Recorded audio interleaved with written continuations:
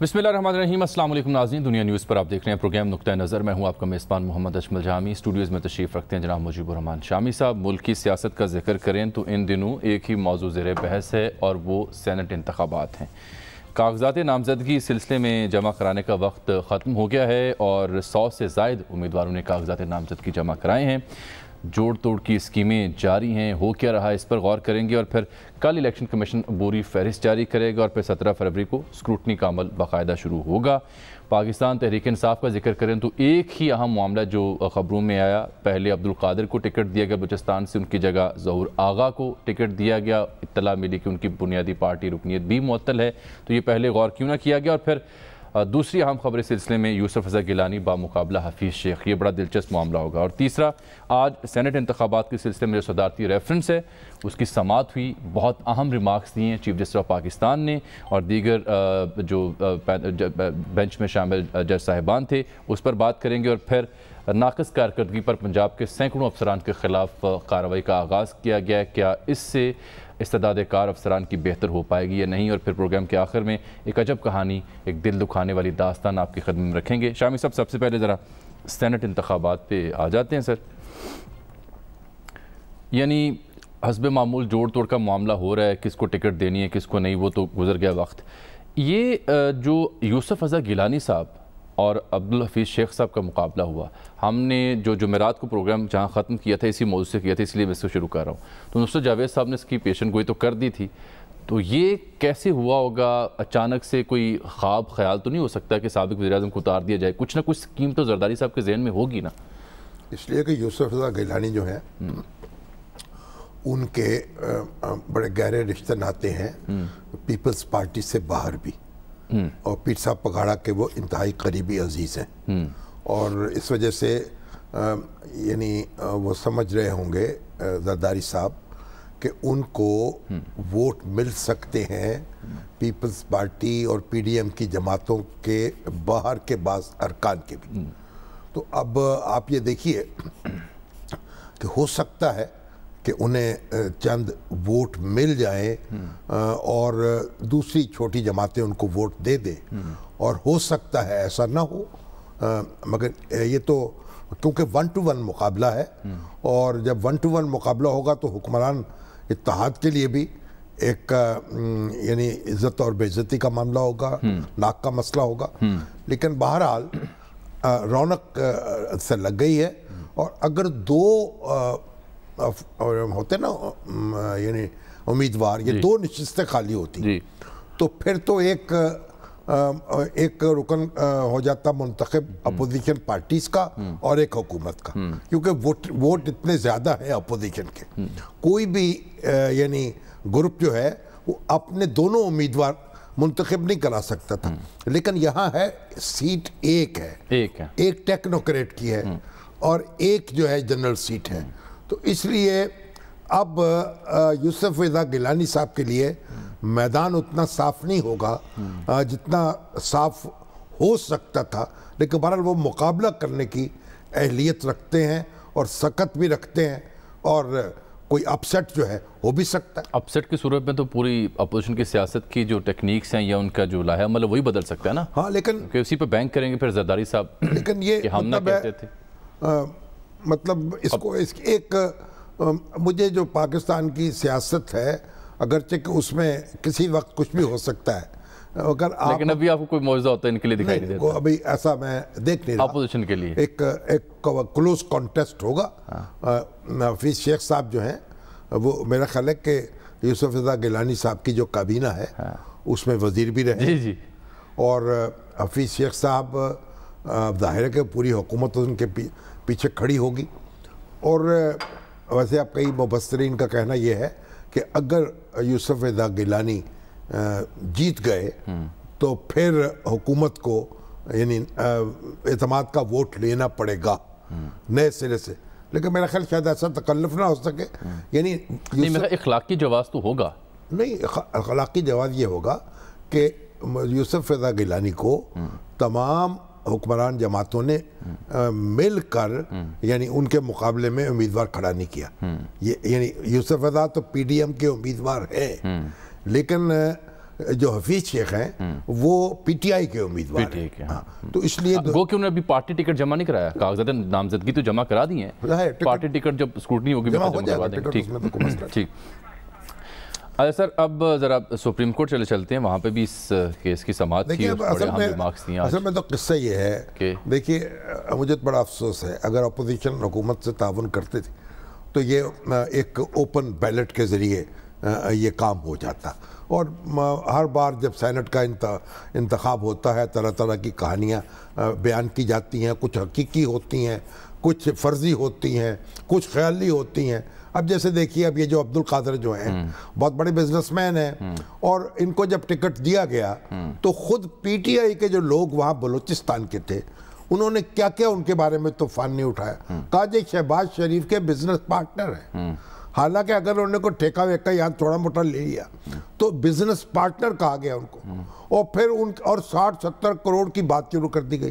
खुद पीटीआई के लोग अपने जाके इमरान खान साहब के कान में उन्होंने कहा, और इमरान खान साहब ने आगे नचर कर दिया। नहीं तो इसका मतलब पहले गौर नहीं किया गया था। नहीं, गौर तो किया होता तो फिर बात क्या होती। अच्छा, सब काम वो बगैर गौर के हो रहे हैं। तो उसके बाद बहरहाल पहले उन्होंने अब्दुल कादिर को बेचारे को वोट टिकट दिया। उन्होंने कहा मेरी तो बड़ी खिदमात हैं, 2014 के धरने में मैंने लॉजिस्टिक सपोर्ट फराम की थी। तो बहरहाल अब भी वो कहते हैं कि पार्टी के लॉयल हैं, और इमरान खान साहब ने बड़ा दाद वसूल कर ली है कि कारकुनों की बात सुन ली। अब आप कह रहे हैं कि जो हमारे ज़हूर आगा हैं वो भी खटाई में पड़ने का खर्चा। नहीं, वो उनकी बुनियादी रुकनीत, उनको एक शोकस नोटिस हुआ था, उसके बाद मुअत्तल थी, तो अब पता नहीं उसका क्या आईनी। वो तो एक ऐसे तो उसके पुराने कारकुन है ना। हाँ, पीटीआई के पुराना चेहरा है। हाँ, उसमें से और जो पुराने चेहरे होते हैं ना, वो बच्चन ऐसी ओंगी बोंगी बातें करते रहते हैं। ठीक है, चल जाता है, उनको भी नशा होता है ना बड़ा। सही। तो इसलिए कोई मुस्तहिक भी हो जाते हैं सस्पेंशन के। नहीं, उस पे वैसे अप्रिशिएशन बहुत मिली है पीटीआई को कि उनको जो एक कारकुन तो ये अच्छा किया इमरान खान साहब ने। देखिए वो पंजाबी का मुहावरा है ना कि नानी ने खसम किया बुरा किया, करके छोड़ दिया और बुरा किया। लेकिन इन्होंने ये किया, अच्छा किया।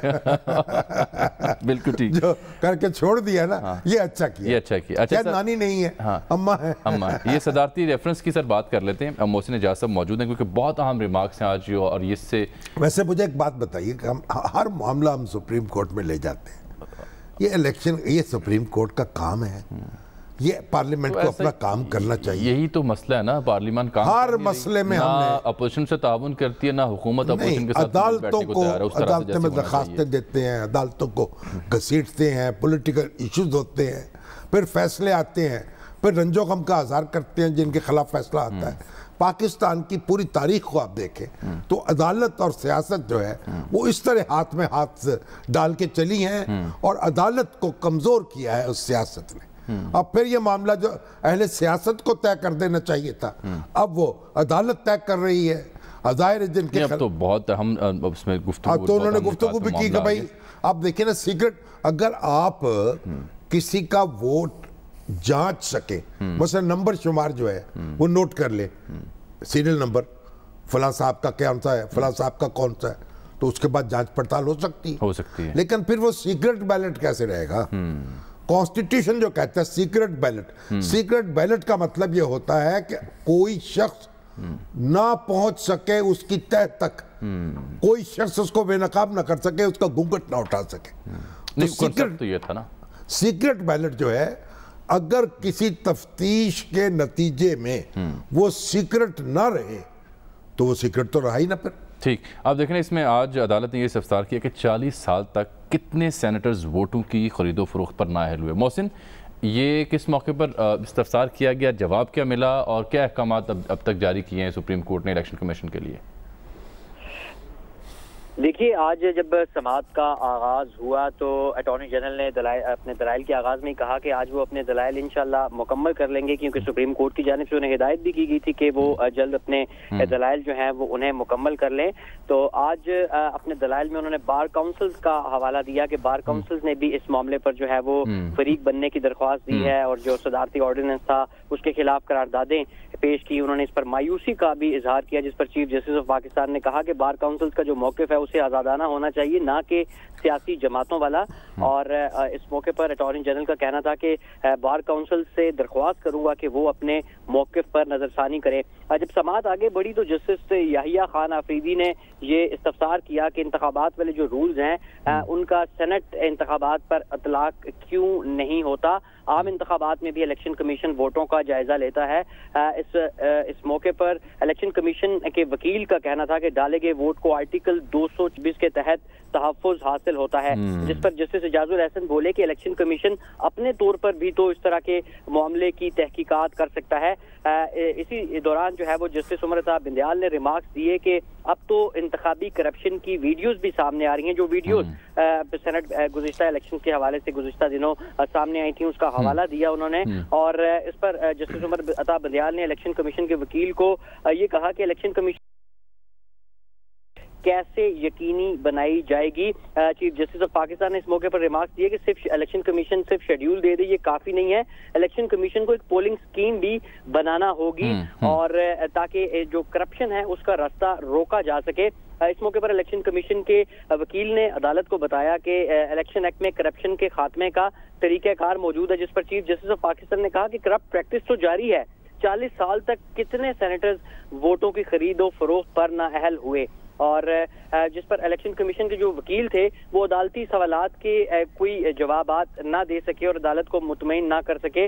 उन्होंने इलेक्शन कमीशन के जो वकील थे उन्होंने अदालत को बताया कि डेटा मंगवा कर देखना होगा कि कोई नाअहल हुआ या नहीं। उन्होंने ये भी कहा कि हम इस मामले पे जो है वो इलेक्शन कमीशन जो है उसका काम शफाफियत है और इस चीज को यकीनी बनाया जाएगा। अगर ठोस शवाहिद मिलेंगे तो इलेक्शन कमीशन कार्रवाई से भागेगा नहीं। इस मौके पर जस्टिस एजाजुल एहसन ने कहा कि इलेक्शन कमीशन का काम भागना नहीं बल्कि शफाफियत को यकीनी बनाना है। चीफ जस्टिस ऑफ पाकिस्तान ने कहा कि कोई कानून इलेक्शन कमीशन के इख्तियारात खत्म नहीं कर सकता। उसके बाद चीफ जस्टिस ऑफ पाकिस्तान ने कहा कि वो चीफ इलेक्शन कमिश्नर और मेंबरान से इस हवाले से कुछ सवालात करना चाहते हैं। फिर उसके बाद कल की जो समाअत है उसमें चीफ इलेक्शन कमिश्नर और मेंबरान को कल तलब कर लिया गया है।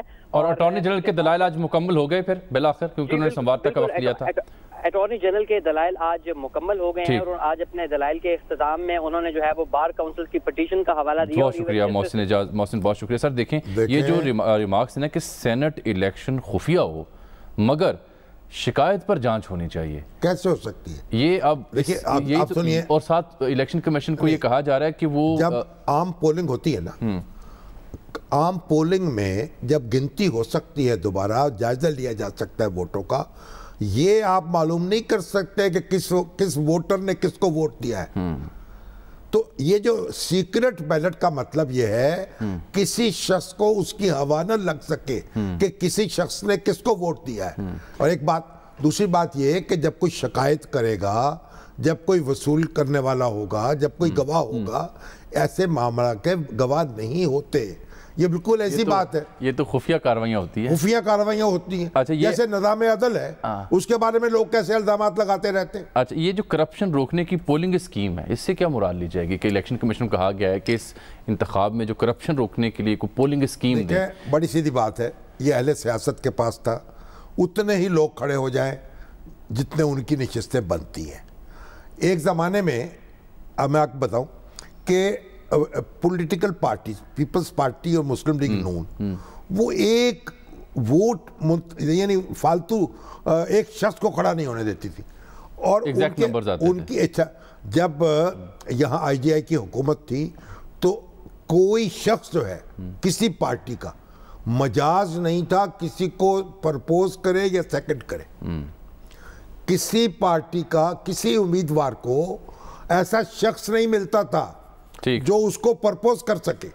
तो अब ये बात ये है कि या फिर आपका एक तरीका ये था कि आप कहें जितने वोट सूबाई असेंबलियों में पड़ेंगे उनकी बुनियाद पर नशिस्तें मुतय्यन हो जाएंगी, पहले से तयन कर दें। जैसे औरतों की सीटें होती हैं मखसूस नशिस्तें, उसी तरह से सूबाई असेंबलियों के वोटों की बुनियाद पर ये सेनेट का इलेक्शन हो जाता, लेकिन या फिर ओपन बैलेटिंग हो जाती। मगर ये काम अहले सियासत के करने का था ना, पार्लियामेंट के करने के हैं, और इसमें जितनी बहस अदलिया में अब तक हुई है, मेरी समझ में ये बात नहीं आ रही, बैलेट को सीक्रेट रखते हुए आप उसकी जांच पड़ताल कैसे कर सकेंगे? ये मसला तो रहेगा। हाँ जी। ये तो अगर बात भी की जाए तो कैसे मुमकिन बनाएगा इलेक्शन कमीशन के इन रिमार्क के ऊपर कोई स्कीम भी दे दें? और दूसरी बात, टेक्निकली इम्पॉसिबल, आप ठीक कह रहे हैं। ये तो या दिस वे होगा या दैट वे होगा, या तो ये सीक्रेट होगी या ये सीक्रेट नहीं होगी, या सीक्रेट नहीं होगी। इसके बीच वाली कंडीशन वो हमारे प्रैक्टिकली मुमकिन नहीं हो पाएगी। दोस्त मुस्तफा सादिक साहब मरहूम रोज़ाना वफाक के एडिटर थे, भुट्टो साहब से बड़े उनके ताल्लुकात, तो भुट्टो साहब साबिर शाकिर साहब के जो ससुर, तो वो मेरे बड़े ही करीबी दोस्त थे। तो अब उसका ये भुट्टो साहब से एक दिन कहने लगे कि आपको मेरे ऊपर एतमाद है, 90% है, 80% है। उन्होंने कहा एतमाद या 100% होता है या नहीं होता? अगर 1% भी बेइज्जती है, डाउट आ जाए 1%, तो वो नो ट्रस्ट। तो बस ठीक है ना, या ये ओपन होगा या सीक्रेट होगा, बीच वाली कंडीशन या तो 1% भी अगर वो आप उस तक पहुंच सकते हैं कि किस शख्स ने किस शख्स को वोट दिया है, तो वो सीक्रेट नहीं है। चले, अब जनाब शेख कुछ फरमा रहे थे सर, उस पर बहुत शिकायत भी आई है इस्लामाबाद में। शेख रशीद, अब्दुल रशीद जी, अच्छा। पिंडी वाले जो हैं, वज़ीर दाखिला मौजूदा, नारा लेई के ऊपर सड़क बनाने वाले, जी जी जी, और हमारे पुराने दोस्त। जी हाँ जी हाँ। वो उन्होंने कल एक इस्लामाबाद के नवा में एक पार्क की इफ्तिताई तकरीब थी, तो वहाँ मुखातिब थे, क्या कहा देखिए। सबसे पहले ये कहना चाहता हूँ कि बाज़ लोग समझ रहे हैं कि शायद वो हमने अभी 25% तनख्वाहों में इजाफा किया है, थोड़ी बहुत टीयर गैस भी चलाई है, वो भी ज़रूरी होती है, क्योंकि टीयर गैस चलाना भी टेस्ट करना चाहिए टीयर गैस को, कि बड़े अरसे की बेकार पड़ी हुई थी। सो उसकी थोड़ी सी टेस्टिंग की है, ज़्यादा नहीं की है, और ज़्यादा महफूज है हमारे पास अभी। बाकी फजलुर रहमान साहब से कहा था मैंने, आओ मैं हलवा खिलाऊंगा, अब मैं वापस लेता हूँ अपनी बात, मौसम बदल गया। अगर आइन, कानून और लॉ एंड ऑर्डर का एहतराम करते हुए आएंगे तो आपके लिए कहीं रुकावट नहीं है। अगर आप इसके खिलाफ आएंगे तो कदम कदम पर आपको रुकावट मिलेगी, और रुकावट डालने में सबसे आगे शेख रशीद होगा। इलेक्शन ओपन करें, इलेक्शन सीक्रेट करें, जिसने बिकना है वो बिक जाता है। बिकने वाला माल जो है ना, कभी इस मंडी में बिकता है, कभी उस मंडी में बिकता है, क्योंकि वो बिकाऊ होता है। सो बिकने और बकने वालों की मुल्क में ये तफसीली बयान मैंने इसलिए नशर किया कि थोड़ा सा मफहूम भी और कॉन्टेक्स्ट भी बाकायदा क्लियर हो जाए। शेल काफ़ी अरसे से बेकार पड़े थे, थोड़ी टेस्टिंग कर ली है सर। ये कोई चूहे थे, कोई देखें मतलब कोई ऐसे हशरात थे जो काटते हैं इंसानों को, जिनके ऊपर टेस्टिंग की गई है? देखिए, आंसू गैस जो है उसका आप इस्तेमाल कर सकते हैं जब ज़रूरत पड़े, लेकिन एक्सपायर्ड आंसू गैस जो है उसका इस्तेमाल नहीं कर सकते। अब खबर तो ये आई है ना कि जो एक्सपायर हो चुकी थी, जो यानी खतरनाक हो चुकी थी इंसानी जान के लिए, उसको इस्तेमाल किया गया। और एक पुलिस काफी दोस्तों तो शैल दिखाए हैं पकड़ के, पुलिस एहलकार जो है वो बेचारा जहाँ बहक हुआ है। अब उसका तो फिर खमियाजा भुगतना पड़ेगा। यानी ऐसी बात नहीं है, ये खून खाक नशीन न था, जिसके खाक हुआ, तो शेख साहब को तो उसकी फिक्र करनी चाहिए थी। इस तरह के हज़ारे ख्याल जो है, इंसानी पहलू जो है जिसमें हो, बड़ा एहतियात करनी चाहिए, कोई अच्छी बात नहीं है। चले। और एक बात और सुन लीजिए, अब ये जो तनख्वाहों की बात हो रही है, हमारे तो मेरे तो मैसेज कर करके जो पेंशनर्स हैं वो कह रहे हैं भाई ये आज तक जब भी तनख्वाहों में इजाफा हुआ है, पेंशन में भी इजाफा हुआ है, चलो आज भी पेंशनर्स इकट्ठे हुए हैं वहाँ। पहली दफ़ा ऐसा हुआ है तनख्वाहें बढ़ गई हैं, जो उस ग्रेड के पेंशनर हैं बाहर बैठे हुए हैं, तो उन पेंशनर्स का कोई पुरसाने हाल नहीं है, उनमें भी इजाफा होना चाहिए। फिर नेशनल बैंक के पेंशनर्स जो हैं उनकी नज़रसानी की दरख्वास्त कब से सुप्रीम कोर्ट में है, अभी तक उस पर फैसला नहीं हुआ, अभी तक फैसला नहीं हुआ। तो मेरी फाजिल चीफ जस्टिस से गुजारिश है कि भाई कोई इसका भी तो टाइम लाइन तो मुकर्रर कर देना। आप किस किस का जिक्र करेंगे? यहाँ तो कई कबाइल हैं, कई कबीले जो खड़े हो जाएंगे तनख्वाहों में इजाफे। नहीं, मेरा मतलब यह है कि जो दरखास्तें पेंडिंग है, अदलिया जो है उसके वो दरखास्तें निपटाए, बिल्कुल ठीक, ताकि वो लोग उनके घरों के चूल्हे जो हैं को थोड़ा उनमें पानी की बजाय थोड़ा दूध पक जाए तो क्या पानी ज़्यादा पड़। ठीक, एक ब्रेक लेते हैं, ब्रेक के बाद वापस आते हैं। तो एक बड़ी हैरानकुन कहानी है एक बच्चे के हवाले से जिसको खुराक की नाली का ऑपरेशन होना है।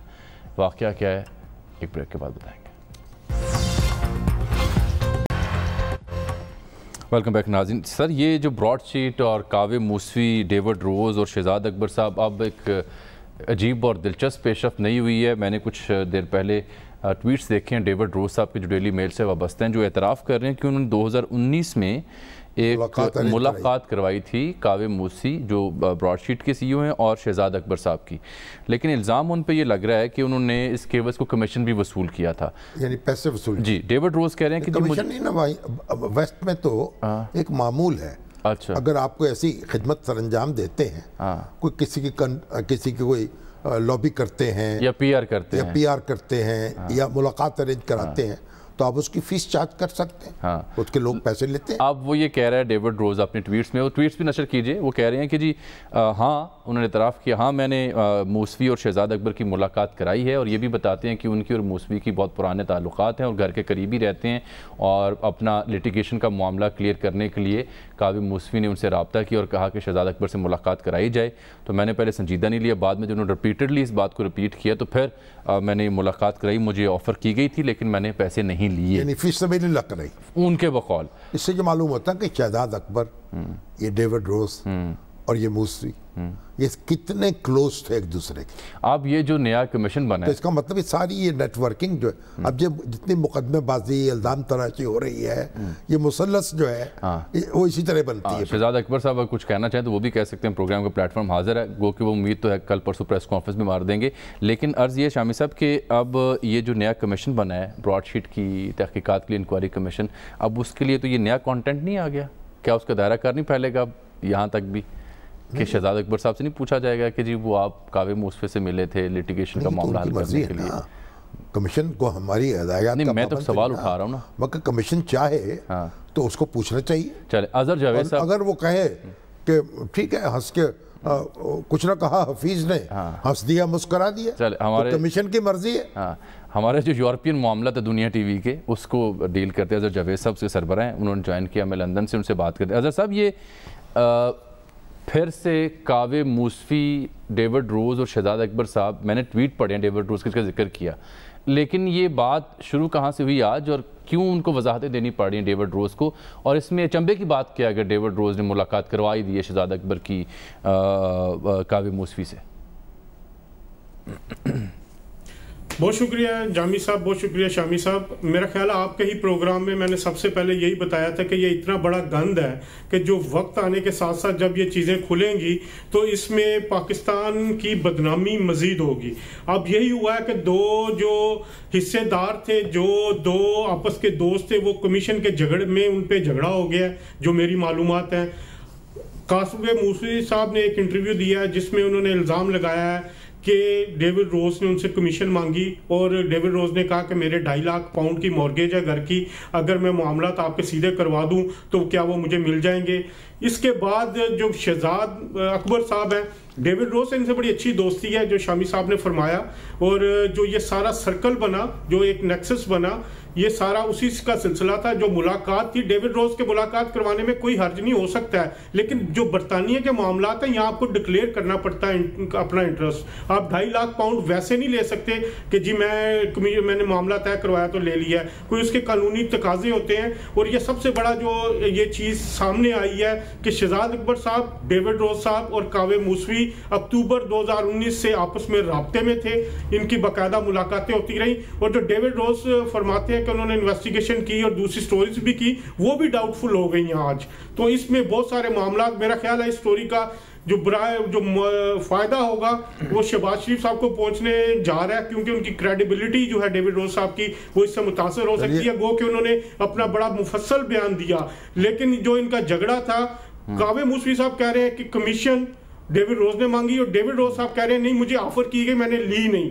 तो ये बड़ी इनकी आपस में एक बहुत बड़ा स्टेट ऑफ पाकिस्तान को जो चूना लगने जा रहा था, जो लग भी चुका, 60 मिलियन पाउंड ऑलरेडी हुकूमत पाकिस्तान के टैक्स पेयर के मनी के वो जा चुके हैं, मजीद एंट्री लेने की तैयारी हो रही है, जिसमें पाकिस्तानी इदारे जो है बदनाम हुए इस मामलात में। इसका गंद मजीद बढ़ा और आने देने वाले में CCTV फुटेजेस भी आ रही हैं शहजाद अकबर साहब की मुलाकात की कावे मूसवी और डेविड रोज के साथ, वो भी सारा आगे प्लान है। तो चीजें बहुत एक गंदी तरफ जा रही हैं, जिसमें चलो अजहर ये बिल फर्ज अगर आ भी जाती है CCTV फुटेज और शहजाद अकबर कहते हैं हाँ जी मिला था, तो वो जिस प्रोजेक्ट पे काम कर रहे हैं, जिस मामले को देखते हैं, उसके लिए तो वो ज़ाहिर बात है ब्रॉडशीट के लिटिगेशन में जो मुतलका बंदा उससे मिलना चाहेंगे ताकि पाकिस्तान को ज़्यादा नुकसान ना हो, या जिस मिशन पे वो हैं to unearth the corruption of Sharifs, उस सिलसिले में अगर लोगों से मिलते हैं तो उनके यहाँ तो ये कोई मसला नहीं होगा। इसमें मतलब इसमें एतराज़ किस नुक्ते पर उठेगा अगर ये CCTV फुटेज आ भी जाती है? करप्शन अनअर्थ करना या करप्शन तख्लीक करना?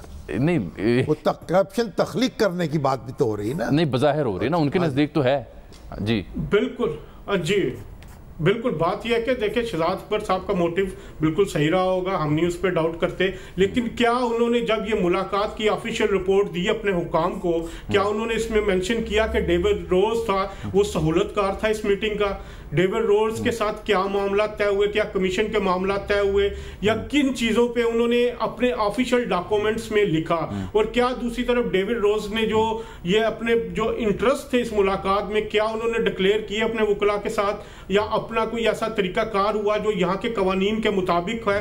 क्योंकि कावे मूसवी साहब ने पहले मुबैना तौर पर पाकिस्तानी आर्मी के मुबैना जो मैंने उनको कन्फ्रंट भी किया था कि वो जनरल ने उनसे कमीशन मांगी, उसको तो वो उन्होंने कहा जी मैंने रिपोर्ट किया। क्या डेविड रोज के कमीशन के मामले को उन्होंने रिपोर्ट किया अपने वकला को? तो ये सारी चीजें जो है वो एक मुस्तकबिल में आने वाले दिनों में मजीद लड़ाई का सबब बनेंगे। और इसमें जो सबसे बड़ी चीज है वो डेविड रोज की जो क्रेडिबिलिटी है, क्या डेविड रोज अपने आप को इसमें साबित कर पाएंगे कि वो इसमें उन्होंने कमीशन उन्होंने नहीं मांगी, कावे मूसवी ने दी? जहां तक हमारे मालूमात है कावे मूसवी के पास उसके दस्तावेजी सबूत हैं, लिखी हुई चीजें हैं, टेक्स्ट मैसेजेस हैं जो डेविड रोज ने मुबैना तौर पर उनको किया, और कावे मूसवी का दावा है, जबकि डेविड रोज का दावा है कि उन्होंने कमीशन नहीं मांगी। अच्छा अजहर, चूंकि आपने ये स्टोरी रिपोर्ट किया तो मैं आपको अर्ज करूं, भी 7 मिनट पहले शहजाद अकबर साहब ने एक ट्वीट किया कि मेरी 2 मुलाकातें हुई थी 2019 में कावे मूसवी के साथ, और ये एक नोन और रिपोर्टेड फैक्ट है, और ये मैंने खुद कंफर्म किया हुआ है ये फैक्ट। और इस मुलाकात का मकसद जो है that is to negotiate on settlement with Broadsheet, और so nothing new in recent reports except with both sides alleges against each other. और उन्होंने इस सिलसिले में डॉन अखबार की एक स्टोरी का हवाला भी दिया हुआ है जो 2021 जनवरी 2021 में रिपोर्ट हुई थी, उसमें इन मुलाकातों का जिक्र किया गया। शहजाद अकबर साहब ट्वीट करके कि बिल्कुल मिला था, एक बार भी 2 बार मिला था, जमने की बात नहीं, और ब्रॉडशीट के साथ मामला सेटल करने थे इसलिए मुलाकात की थी। अजहर बहुत शुक्रिया आपके। तो शहबाज शरीफ साहब जाने, शहजाद अकबर साहब जाने, डेविड रोज जाने, वो मूसवी साहब जाने, वैसे एक बात है, और अजमत सईद शेख साहब जाने, एक बात है, जब क्योंकि वो जज हैं ट्रिब्यूनल के चेयरमैन। एक बात है सर, जब से ये मूसवी साहब मंजर आम पर आए हैं, ये कोई मौका जाने नहीं देते माशाल्लाह, कोई नई फुलचड़ी, कोई नई यानी ऐसी धुन छेड़ देते हैं जिससे ज़रा साज भी बजता रहता है, सुर भी बिखरते रहते हैं। दुनिया में उनकी धूम मच रही है, धूम मची हुई है, और यानी इस वक्त एक बड़ी शख्सियत हो गए हैं, यानी इलेक्शन भी लड़ सकते हैं यहाँ के। वो भी दोहरी शहरियत के लिए भी तो इस्तेमाम हो ही रहा है ना जी आहिस्ता आहिस्ता।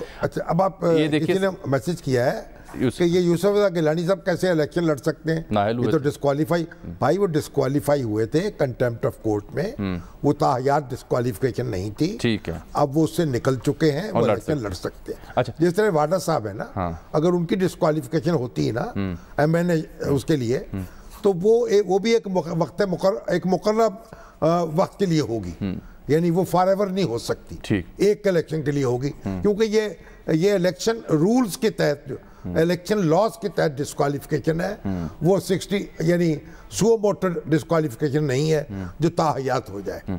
अच्छा सर, ये देखिए, ये पंजाब के सैकड़ों अफसरान के खिलाफ कार्रवाई का अब आगाज़ हुआ है, वज़ीर-ए-आज़म ऑफिस की जानिब से ये किया गया है, अवामी शिकायत का बर वक्त हल नहीं हुआ, इसी वजह से 1586 अफसरान की जांच पड़ताल का हुक्म जारी किया गया है। 263 अफसरान पंजाब में ऐसे हैं जिनको वार्निंग दी गई है। 111 से अफसरान ऐसे हैं जिनसे वजाहत तलब की गई है और ये चीफ सेक्रेटरी पंजाब ने अपनी कारकर्दगी रिपोर्ट प्राइम मिनिस्टर को पेश की है। 7 अफसरान को शोकाज नोटिस भी जारी किया गया है। महकमा ज़राअत, महकमा आबाशी, महकमा इत्तलात, एक्साइज एंड टैक्सेशन को अपनी सलाहियतें बेहतर करने की हिदायत की गई है और 20 डिप्टी कमिश्नर ऐसे हैं जिनको अपनी सहूलियात में बेहतरी की हिदायत की गई है। 43 असिस्टेंट कमिश्नर्स को भी शोकाज नोटिस जारी किए गए हैं। अच्छा सर, ये इससे पहले कि आप कुछ फरमाएं, देखिए कुछ अर्सा पहले मैंने आपसे अर्ज़ की थी, जब वज़ीर-ए-आज़म मिले थे यूट्यूबर्स के ग्रुप से, तो तब उन्होंने बड़ी हैरत की बात की थी कि उनसे पूछा गया था, आदिल बड़ाई साहब हमारे एक सहाफ़ी हैं, उन्होंने पूछा था कि आप पंजाब की ब्यूरोक्रेसी से मुतमिन है, तो उनका जवाब था जो कि ऑन रिकॉर्ड है, उसकी वीडियो भी है उनके पास। उन्होंने कहा जी मैं सबसे ज़्यादा मुतमिन पंजाब की ब्यूरोक्रेसी से हूँ, KPK की ब्यूरोक्रेसी से मुतमिन नहीं हूँ। तो अगर तो वो मुतमिन थे तो फिर ये क्या है? सही ना, नाम नेहात ये पाकिस्तान में तो ये चलन है, यानी हुकूमतों ने हमारी जो ब्यूरोक्रेसी है उसका बेड़ा गर्क किया है। या खान आए, थोक के हिसाब से लोग निकाले, भुट्टो साहब आए, थोक के हिसाब से लोग निकाले, और जो दयानतदार लोग थे वो निकाल दिए गए उनमें से अक्सर। और फिर उसके बाद भुट्टो साहब ने तो ये जुल्म किया, बराह रास्त इम्तिहान लेके बराह रास्त अफसर भर्ती कर लिए, इंडक्ट किए गए। हाँ जी, लेटरल एंट्री जिसे कहते हैं, और यानी एक कम क्वालिटी के लोग भर्ती कर लिए गए, बराह रास्त बड़े बड़े अफसर बना दिए गए। इससे इस्तेदादेकार बेहतर होगी अफसरान की इस कार्रवाई से, इस एक्शन से? इससे इस्तेदादेकार और ख़राब होगी जब तक आप कोई इंस्टीट्यूशनल अरेंजमेंट नहीं करते। जिस तरह फौज है उसका एहतसाब का एक दाखिली निज़ाम है, और ट्रेनिंग का भी दाखिली निज़ाम है, सिविल सर्विस का भी उसी तरह दाखिली निज़ाम होना चाहिए, ताकि नहीं है तो सही किसी हद तक नहीं, वो फंक्शनल नहीं है ना, सब पोलिटिसाइज हो गई ना चीजें। ब्यूरोक्रेसी जो है उस पर जो काठी डाली हुई है हुकूमत ने, और इमरान खान साहब तो कहते थे मैं तो सियासी दबाव से आज़ाद करूंगा। अब जितना सियासी दबाव अब पड़ रहा है मैं तो हैरान हूँ, वो क्या रहा है यहाँ। ठीक, तो नाज़रीन यहाँ प्रोग्राम तफसील तलब बात है, इस पे कर लेते हैं, फिर दोबारा कल भी बात करते हैं। और फिर ये हमें इत्तला मिली है कि अरफा करीम के करीब खाली जगह जहाँ पे डंप किया जा रहा है वेस्ट को, लाहौर के वेस्ट को, ये भी क्यों है? यूनिवर्सिटियों के करीब यानी गंदगी के डिपो बनाए जा रहे हैं, और वहाँ बदबू जो है उसके भपके उठ रहे हैं। इस पे बात करेंगे, तो खुदा खौफी करें जी जनाब हमारे ज़िले इंतजामिया जो है वो। ठीक, एक ब्रेक नाज़रीन यहाँ पर।